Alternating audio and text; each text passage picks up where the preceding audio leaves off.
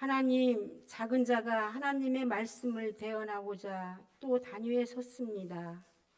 성령님의 도우심으로 잘 감당하게 하옵소서. 이 시간 선포되는 말씀이 우리 성도님들과 저에게 들려지게 하옵소서.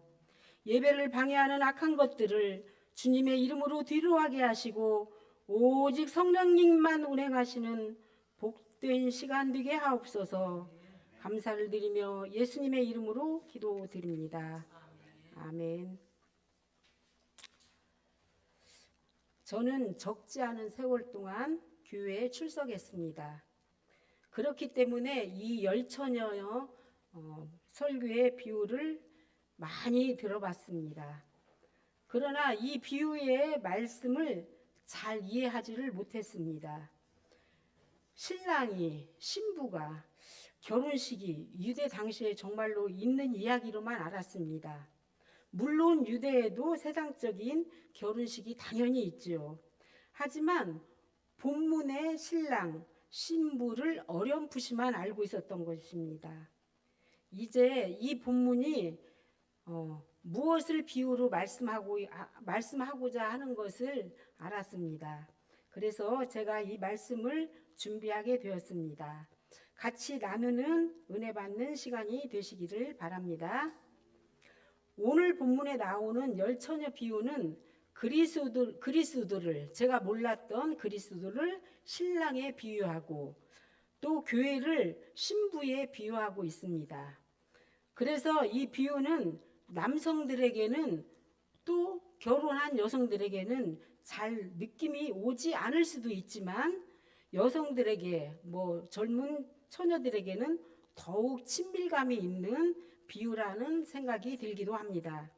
그러나 이것은 신랑과 신부의 비유는 사랑의 관계, 신랑과 신부는 사랑의 관계로 이루어지죠.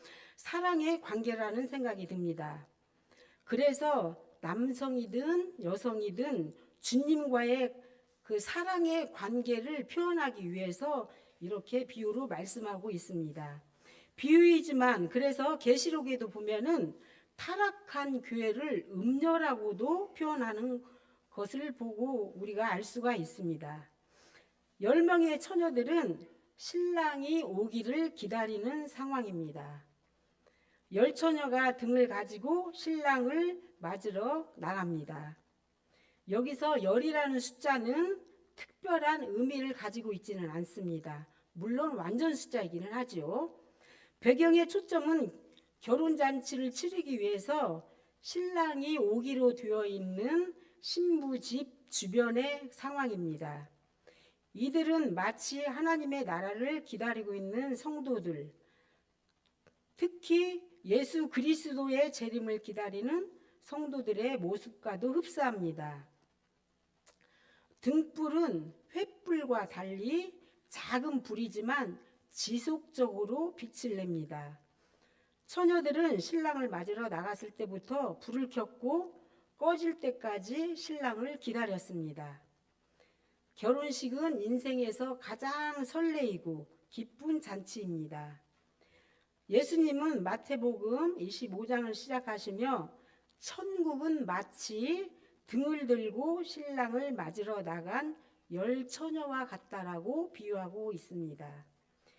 1세기 유대인의 결혼 풍습에 따르면 신랑은 밤늦게 신부의 집으로 와서 신부와 들러리들을 데리고 자기 집으로 잔치자리로 향했습니다. 이 결혼식은 우리와 달리 일주일을 준비하고 지참금을 준비해서 처녀를 또 데리고 가야 되는 그러한 배경이 있는 것을 저는 준비하면서 보았습니다. 그 배경을 또 설명드리면 설교가 길어져서 그 배경은 뒤로 하고 말씀을 드리고자 합니다.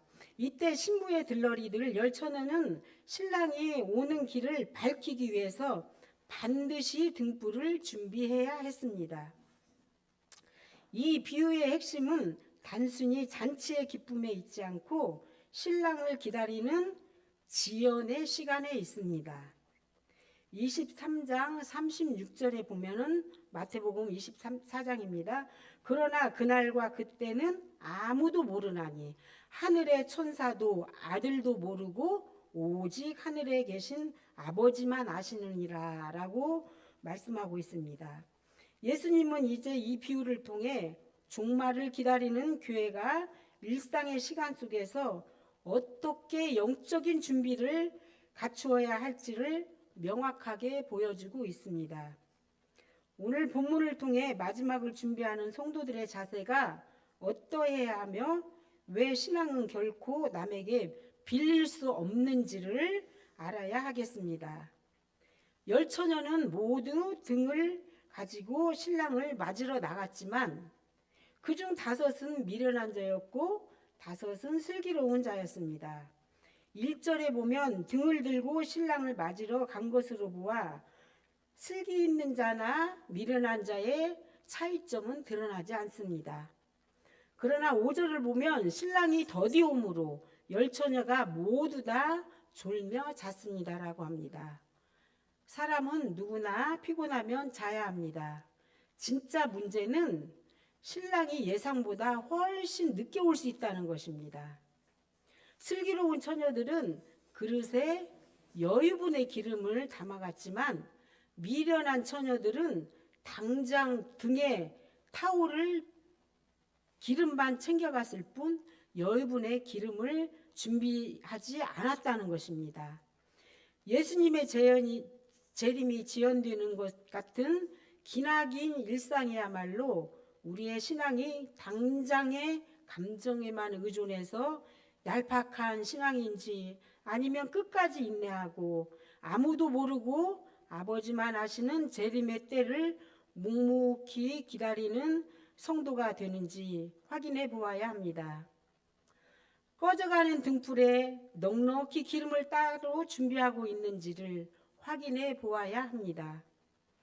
혼인잔치는 치러질 것인데, 즉 종말은 올 것인데 주님의 재림과 이를 준비하는 우리 성도들의 자세에 인내가 필요하다는 것을 말씀하고 있습니다. 그러나 단지 기다리는 것으로만 부족하다는 것입니다. 어리석은 처녀들도 기다렸습니다. 등불도 처음에는 밝히고 기다렸습니다. 하지만 기다리면서도 자신의 사명을 다하는 것이 중요하다는 것입니다. 설교의 본문은 앞장에서 말하고 있는 것을 이해하고 경청을 해야 들려집니다. 24장에 보면 종말의 징조에 대해서 주님께서 교훈하고 계십니다. 종말의 두드러진 특징 중 하나는 거짓 선지자들이 많이 일어난다는 것입니다. 그래서 주님은 미혹을 받지 않도록 주의하라고 거듭 경고하고 있습니다. 거짓 선지자들은 교회 밖에서뿐만 아니라 교회 안에까지 침투하여 활동하고 있습니다. 거짓 선지자들은 사도시대 때도 많이 있었지만 종말이 가까워질수록 더 많이 나타나서 활발히 활동하고 있습니다. 그리고 또 전쟁과 기근이 심해져서 수많은 사람들이 희생하고 있습니다. 종말의 징조 중 하나는 나라와 민족 간의 전쟁, 그리고 심각한 기근에 있습니다. 많은 인명이 상하게 되는 종말적 심판의 징조입니다. 그래서 우리는 주님의 재림, 신랑 되신 예수님이 언제 오시든 여유분의 기름을 준비하고 있어야 합니다. 그리고 종말이 가까워질수록 도덕과 윤리가 심각한 위기를 맞게 되고 불법이 선행하고 사회의 질서와 조화가 깨지게 됩니다. 타락한 사회, 마음과 불신으로 가득한 사회가 될 것이라고 합니다. 이러한 징조들이 우리나라, 세계를 보는 것과 같은 현재의 모습이 아니겠습니까? 성도 여러분, 이러한 종말의 징조가 더욱 믿음을 굳게 하고 성경의 예언이 성취되어 가는 것을 잘 살펴보아야 합니다. 그래서 우리는 개인의 종말, 죽음에도 초점을 맞추고 늘 깨어 있어야 합니다. 우리는 신랑을 맞이할 열 처녀들입니다. 교회에 출석합니다. 예배합니다. 공동체 생활을 잘합니다. 하지만 이 가운데 진정 하나님이 우리 삶의 중심이 되는지를 살펴보아야 하겠습니다. 현재 출석에 등불만 있는 것은 아닙니까? 아니면 슬기로운 처녀들처럼 교회에 출석하여 하나님의 말씀에 순종하고 복음이 내 삶을 인도하고 있습니까? 신랑을 기다리는 처녀들 중에는 준비한 자들도 있었고 준비하지 못한 자들도 있었습니다. 신랑과 함께 잔치에 참여한 사람은 준비한 사람들 뿐입니다. 깨어 있으라는 것입니다. 주의 나라를 사모하며 주님을 기다리는 사람들 뿐임을 알아야 합니다. 거룩한 행실과 경건함으로 살고 이 세상을 사랑하지 않는 것이 깨어 있는 것입니다. 신랑이 오는 시간은 아무도 모른다고 했습니다. 슬기로운 처녀들이나 미련한 처녀들이나 다 졸다가 심지어 잠까지 들었습니다. 깊이 잠든 밤중에 소리가 나서 보니 신랑이 왔습니다. 맞으러 나오라 외침에 나가게 됩니다. 여의분의 기름통에 기름이 있는 슬기로운 처녀들은 등불에 여의분의 기름을 부어서 채워서 어두움을 밝히고 나갑니다. 그러나 미련한 처녀들은 여의분의 기름이 없었습니다. 그래서 신랑에게 나갈 수가 없었습니다. 실컷 준비하고 있다가 실컷 교회 예배하고 주님의 자녀로 살고 있다가 결국은 등불만 있지 그 안에 채워진 것이 없어서 천국에 들어가지 못합니다. 그래서 기름을 채우러 밖에 나갔다 오니까 어떻게 됐습니까? 이미 문은 닫혀 있습니다. 주여 주여 우리에게 문을 열어주소서 애원합니다. 그래서 깨어 있으라는 것입니다. 언제요? 지금 깨어 있으라는 것입니다. 설교를 준비하다가 많은 것들을 보고 듣게 되었는데 이런 유머가 이 말씀에 적용이 되었습니다. 세상의 유머입니다. 한번 웃고 넘어가시기 바랍니다. 어떤 남자가 직장에서 근무를 하는데 강사가 와서 한 날은 강의를 하게 되었다고 합니다. 그래서 이제 졸고 있고 조금 힘들어하는 사람들을 위해서 이런 유머를 했나 봐요. 세상에는 가장 중요한 세 가지 금이 있다고 합니다. 세 가지 금이 뭘까요? 황금, 소금, 지금. 그 의미도 있고 재미있다라는 생각이 들어서 아내에게 같이 나누고 싶어서 아내에게 문자로 세상에서 가장 중요한 세 가지를 말했습니다. 황금, 소금, 지금. 그렇게 문자를 보냈습니다. 곧바로 이어서 아내에게 문자가 왔습니다. 뭐라고 왔을까요? 네. 현금, 지금, 입금. 그래서 재치 있는 아내가 너무 사랑스러웠나 봐요. 그래서 이 남편이 문자를 또 보냅니다. 방금, 쬐끔, 입금. 이런 세상에 유머가 있습니다. 고린도후서 6장 2절을 보면 이런 말씀이 있습니다. 보라, 지금은 은혜 받을 만한 때요. 보라, 지금은 구원의 날이로다. 중요한 것은 이 남편이 보냈던 것처럼 지금이라는 것입니다. 지금이 은혜 받을 때라고 예수님은 말씀하고 있습니다. 예수님의 재림이 시작되는 것처럼 보이는 기나긴 일상 속에서 우리 2000년을 기다리고 있죠.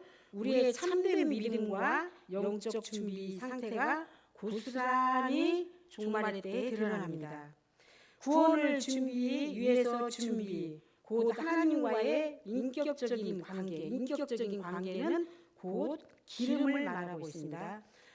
결코 타인에게 빌리거나 대신해 줄 수 없는 것을 말하고 있습니다. 철저히 개인적으로 신앙을 준비해야 함을 말하고 있습니다. 기름이 떨어져서 좀 나눠달라고 할 때, 오늘 저희가 본문을 다 읽었죠. 우리가 너희와 다쓰기에 부족하니 차라리 가서 사오라고 할 때 사람의 생각으로는 좀 나눠주지라고 하는 그런 생각이 들기도 합니다. 야속하기도 하죠. 이때 당시에 결혼식 할 때는 밤 늦게 치러지기 때문에 상점이 다 문을 닫는다고 해요. 그래서 사러 갈 수는 있었다고 합니다. 구원을 위한 준비는 각자가 개인적으로 준비해야 한다는 것을 여기서는 강하게 언급하고 있습니다. 비록 나는 믿지 않으면서 우리 부모님이 목사님이었고 신앙생활 잘하였고 장로님이었고 권사였고 우리 자녀가 교회 잘 다니고 그렇기 때문에 나도 천국에 갈 수 있을 것이라는 것은 결코 아닙니다. 신앙은 덤이 없습니다. 덤으로 갈 수 없는 것이 구원의 나라입니다. 예수님은 우리가 기다리고 준비한 때에 맞춰서 재림하지 않는다는 것입니다. 결혼식이라는 중요한 행사에 신랑은 시간을 맞춰서 오지 않았습니다. 인간적으로 보면 상당히 실수이고 신랑의 큰 책임이라고도 볼 수 있습니다. 그러나 이 비유를 통해서 이런 교훈을 주셔야 할 정도로 재림의 때는 우리의 예상과는 다를 수 있게 온다는 것입니다. 아무도 모르게. 그래서 항상 깨어서 준비해야 합니다.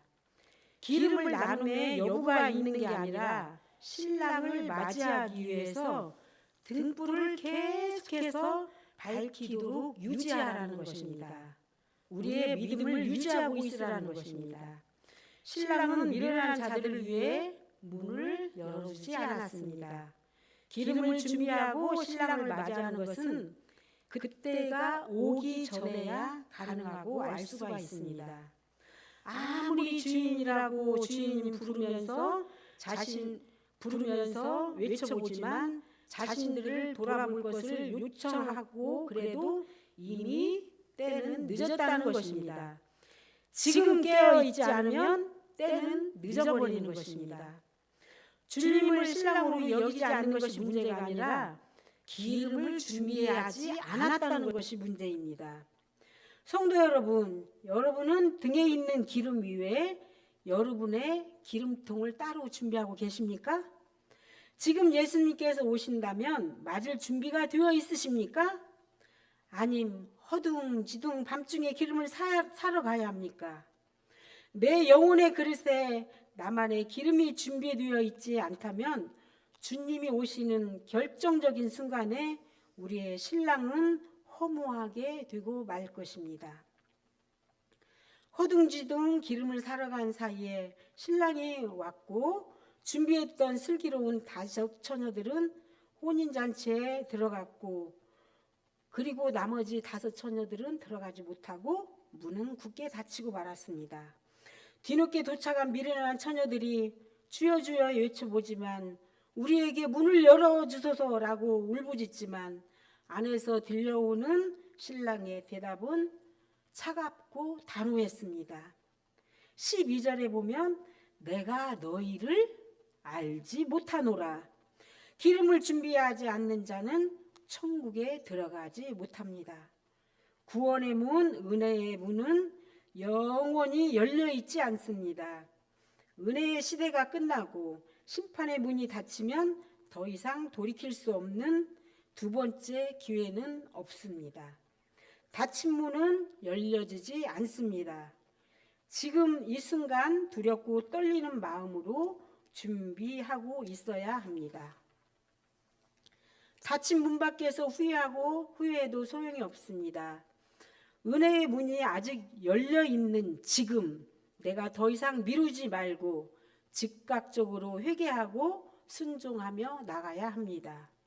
나중에 상황이 좋아지면 봉사하고 용서해야지, 나중에 교회에 나가야지 하며 차일피일 미루던 교만한 마음을 꺾고 오늘 내가 주어진 화해와 순종의 기회로 주님의 나라를 붙잡아야 합니다. 매일 나 스스로 말씀과 기도의 기름을 준비하는 홀로서기를 결단해야 합니다. 등을 밝히는 것은 세상의 빛이 됨을 의미합니다. 하나님께 영광을 돌리는 것은 단순한 입술의 고백에 있는 것이 아니고 예수의 제자의 삶을 살아가는 것이 증인이 되는 것입니다. 예수님은 우리가 기다리고 준비한 때에 맞춰서 재림하지 않습니다. 우리의 죽음이 언제 올지 모릅니다. 오늘 저희가 부른 찬양에도 기름 없는 등불 들면 주님 만날 수 없어. 재림 나팔 소리 나면 곧 종말이 오면 개인의 종말이 오면 또 예수님의 종말이 오면 예배할 수도 없어. 닫힌 문 더 이상 열려지지 않는다라고 우리가 찬양으로 고백했습니다. 더 이상 열려지지 않습니다. 문 닫히기 전에 구원을 기다리며 준비해야 한다고 합니다. 지금 등불, 즉 믿음과 예배로 깨어 있으라는 것입니다. 신랑 예수님이 오실 때를 대비하고 충만한 믿음 가운데 예배 가운데에 살아가야 하는 것입니다.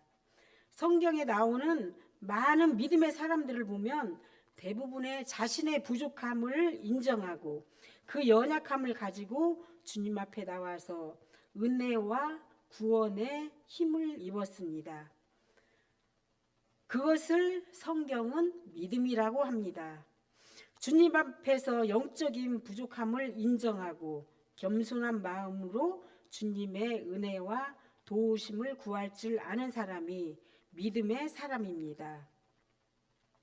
대표적으로 바울을 이렇게 믿음의 사람이라고 고백할 수 있습니다. 그의 삶을 보면 교만해도 될 정도의 사회적 위치와 자리와 부와 모든 것을 갖추었습니다. 그럼에도 불구하고 자기의 부족함과 모든 것을 예수님 앞에 내려놓고 주님을 의지하고 주님의 뜻에 따르고 주님에 묻고 주님이 주시는 답으로 삶을 살며 전도에 목숨을 걸고 끝까지 순교하며 나간 것을 보았습니다. 세상적인 연약함 다 있지요. 그러나 그것을 인간적인 다른 노력으로 채우지 않고 그것을 그대로 인정하고 주님께로 가지고 나가는 것이 믿음입니다. 또 찬송가 521장 가사에 보면 구원의 문으로 인도하는 길은 참 좁다고 했습니다. 미련한 다섯 처녀들은 등불에 여의분의 기름을 준비할 생각을 못해서 구원으로 인도하는 길을 놓쳐버리고 맙니다. 한 번 닫힌 후에는 들어가고 싶어도 또 열려지지 않는다고 합니다. 각자의 재림의 때에 구원의 문으로 꼭 들어갈 수 있는 저와 여러분이 되시기를 간절히 바랍니다. 매일매일의 삶을 주님 안에서 믿음으로 살 때 우리의 구원이 온전하게 이루어 갑니다. 실제로 주님께서 언제 오셔도 전혀 두렵지 않고 성령 충만한 믿음 가운데 살아가야 합니다. 이와 같은 믿음이 기름을 넉넉히 준비한 슬기로운 다섯 처녀들입니다. 언제 오실지 모르는 신랑을 맞이할 재림을 인내하고 믿음으로 견고히 주님의 때를 기다려야 합니다. 우리의 연약함을 아시고 부족한 믿음이 무엇인지 주님께 고백하고 영이신 말씀으로 성령 충만하여 주님의 복음으로 실천하고 전하고 믿음으로 살라고 교훈하는 것입니다. 우리 안에 주님을 믿는 믿음의 기름 부으심이 항상 충만하게 나타나기를 주님의 이름으로 소원합니다. 하나님은 영이시고 예수 그리스도의 영이신 성령께서 지금 우리 안에 기름이 떨어지지 않도록 준비하도록 인도해 주실 것입니다. 13절 말씀에 지금 깨어 있으라고 하십니다. 지금 깨어 있어서 인도해 주시는 그 길, 지금 열려 있는 그 문. 그래서 신랑 되신 예수께서 오실 때 슬기로운 다섯 처녀들이 되어서 구원의 문으로 다 입성하시기를 간절히 소원합니다. 기도하시겠습니다. 하나님 감사합니다. 이 시간 주님께서 비유로 말씀하셨지만 저희들 지금 깨어 있어서 아직 열려 있는 구원의 문으로 다 들어갈 수 있는 슬기로운 다섯 처녀들의 믿음이 되게 하옵소서. 차일피일 미루다가 닫혀진 문 밖에서 후회하며 애통하는 그러한 믿음이 되지 않도록 성령님의 도우심으로 늘 깨어 있어서 지혜롭게 살아가게 하옵소서. 감사드리며 예수님의 이름으로 기도드립니다.